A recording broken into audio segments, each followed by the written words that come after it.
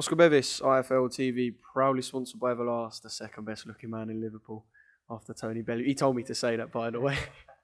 Derry Matthews joins me. How are we, mate? I'm good, mate. Everything's good. So far, so good. Just looking forward to fight night now. Everything's done, basically. It's just about resting up, carb loading, doing it right, and getting in there and getting the ball rolling. Well, everyone's just buzzing now because if you look at the headline fights, it is the pick of them over the three shows. It was a belt the first time round. It's going to be the same again. I thought we'd have a drama-free day today. Babic got slapped in the face. I thought Galahad was stepping off the scales and it was all good. And I see your head pop round and there was a little problem. I've been in the game a long time, and you've got to be spot on the weight. I mean, it was only, I think it was 0.5 ounces or whatever on the scales, but the rules say that you've got to be bang on the weight or under the weight limit. And he went on it. And Dominic said it's only his underpants. Well, take them off then. And you know, it's the rules. And they would have done it the other way around. And my job is to protect my fighter. And that's basically what I did. Just the rules are on the limit or under. And he was over. So as being a fighter myself, you know the rules. And it was what it was. Yeah, because I think a lot of people... Well, there'll be people out there who might say, is he really nitpicking over half a pound? What difference can that make? But I suppose then also, one, it's the rules. And two, is there a little bit in it that, I don't know, let him know that you're there. It's almost like a bit of an intimidation sort of thing as well. Because like you said, there are rules and we get that. But is it almost a little intimidation thing as well? No, it's just, that's just the rules. I mean, people might be saying, like, at home that he's trying to start an argument, start a bit of bad blood. But the rules stated the rules. And opposite way round, he'd have done it to us. Dominic Ingle's an experienced coach, a very experienced coach, had lots of champions. And he should know that you've got to be on the limit. And he wins. And you know, people who were watching it, there was a few comments said, but look, he made the weight. He only had to take his underpants off, but we got there in the end. All game ready for tomorrow night. I'm interested to ask how you feel in this situation now with someone you sort of mentoring, coaching and care about in Jazza Dickens going into the biggest fight of his career in comparison to you going into some of the biggest fights of your career and the differences between the two for yourself, Derry. I mean, as a fighter, you know, you can throw the punches. As a coach, you can't. You've got to give instructions, basically get the fighter ready to be the best he can be. Go through a game plan, try and get the box to stick to the game plan. Get different sparring partners in, set camp up and everything. But listen, I love what I do. I'm enjoying it, which is the main thing. And I'm lucky that I'm around a world-class fighter in Jazza and a couple of other lads who have got, a couple of other pros who have got. I've just got a female during the camp as well, so I'm in a good place. I've got good people around me as well to help me, to guide me, and most of all, Georgie Vaughan, who I always say he's the boss. He's 83 years of age and he's still, he's still my idol. He's still someone who I look up to every day, and I learn off him every day. So, as I say, we're in a good place. We've got good people around us, and it helps having great fighters. And I always say, a good coach is always made by the good fighter. A good fighter makes a good coach, and I'm lucky enough that I've got Jazza Dickens and the rest of the kids and the girls who have got.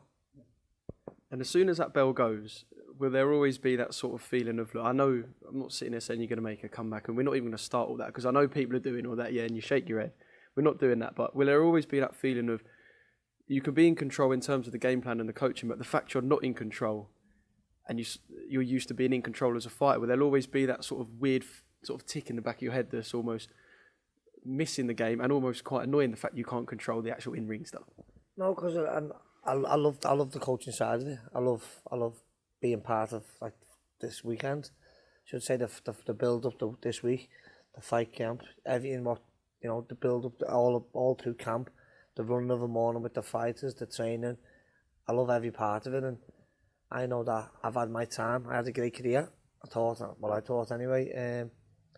I had a successful one, and it's just about putting something back into the sport, staying involved in the sport, and guiding fighters. And I know that come Saturday night, when Jazz is in there, obviously I'll feel like throwing shots, as you said, but I'll leave that down to Jazza. He's a better fighter than I was. I remember when I interviewed Jazza, I think after the first quarter final of the Golden Contract, and I said, "Are you happy?" Whatever, standard first question, how do you feel? He said, "Yeah, I'm happy." But he looked at me and said, "I'm not here to go half fucking way. I'm here to go all the way." And that was for the Golden Contract. And now we're beyond that. So that run that Jazza's gone on, and I can just sort of get a sense of how dedicated he is. He must literally be a dream to work with. And this last 2 years must have been like, could you pinpoint a better 2 years for a fighter? No, and I keep saying back, he's a dream to train. He doesn't drink alcohol, he doesn't party, he lived the life of a true athlete. I'm sure he'll have a party if he wins. He's got a lovely family, a lovely girl, kids, his mum and dad. You know, so that helps. That helps being a coach, having a fighter who lived the life is a massive bonus. Sometimes we've got to pull the reins back on him, make sure he doesn't overdo certain things. And I'd say we're lucky, you know, and even in the Golden Contract, its self-belief is so powerful. And he had a Golden Contract pen, he put in his waistcoat, of his ring waistcoat, on the start of the Golden Contract tournament. He said, "See that pen? I'll be signing my Golden Contract when I win it." And he did, and he performed outstanding. And even going back to previous fights, Nathaniel May, who come over from, I think it was Australian, or American, /American, I think the vice versa where they do their camps. He come over for the IBF, the international title, and he was an unbelievable fighter, great fighter, Nathaniel May, very dangerous. His performance that night was outstanding. Entered the Golden Contract, beat the European champion, then beat Lee Woods, who's gone on to be world champion. You know, hats off to Lee, he's done a great job. And Ben, the rest of the team, he's done a tremendous job, and he was outstanding. And then beat Walsh, and I still say Walsh is a dangerous fighter, a very, very good fighter. Probably a world-class fighter, just hasn't had the chance. And Jazza made that fight look so easy by giving him a boxing lesson, sticking to a game plan. So we're on a roll, we're on a good roll. Well, Jazz's on a good roll, I should say. He's doing everything what's being asked to be done.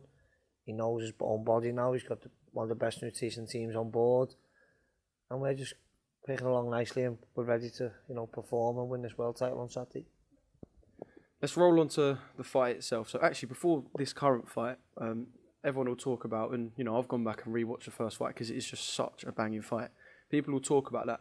Can you really take anything from a fight that was 8 years ago? Like, I know this is Galahad Dickens too, but it was almost so long ago that it just kind of feels like a first time round. Barry's a great fighter, a very, very good fighter. We've sparred him for the last 2 years, 3 years. We've used each other. I always have got a good relationship with Dominic. You know, he comes to us, we go to them. They've had great rounds of sparring.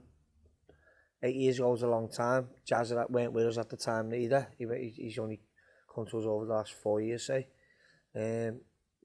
So it's like he was a kid then. He's a fully fledged man now. I think he's going to get to his peaks very soon. He's strong as an ox. His self-belief's through the roof. And a lot of people are going to say, well, a lot of people have been saying about last time he did box Galahad. Galahad went on to get a ban after the fight as well. So things like that play a massive part. But I know that this time round it's going to be a different outcome. I believe that we've got a better man. Do you believe this is, perhaps from an outsider perspective, because obviously you have full confidence in your man, could we call, because sometimes people throw away the 50-50 fight comment, you see it with folk, like, 50-50 fight, when deep down we know it's not. Do you think this can be called a 50-50 fight? On paper, yes. Maybe on paper you could go, but the people who don't know Jazza, people from outside the camp, they might say 70-30 in Galahad's favour. Obviously he's got the win over Jazza, but what I know and what the team around him know is that I'd say it's 70-30 in our favour, because we know our man better than anyone else. And we just know we're in a good position, we're in the right place at the right time. Life's about time and boxing's about time, and I believe it's Jazz's time now. And just finally, what would it mean to you, obviously? I'll just say that. What will it mean to you to see Jazza win that world title? It's every fighter's dream, every coach's dream is to have a world champion. And it's just about him performing. He knows he's capable of doing it. He knows he can make it easy, he can make it hard. It's just about him performing on the night and then being a world champion for his kids. That's the main thing. You know, it's about him becoming a world champion. Everyone's already proud of him. His mum, his dad, his kids, his wife. Everyone's all happy with him. But just go and do it. Make them all even prouder. Actually, I'll say final thing, one more thing. Can you even think about the fact that it is a pretty sexy division, and if Jazza does come through, he will literally be in some life-changing fights financially, and some pretty banging fights as well. Like, there's so many good fights in that division. Yeah, listen, there's loads of top fighters in the division. You've got Michael Conlan, who's on tonight, and you've got Lee Wood, who he's previously beat.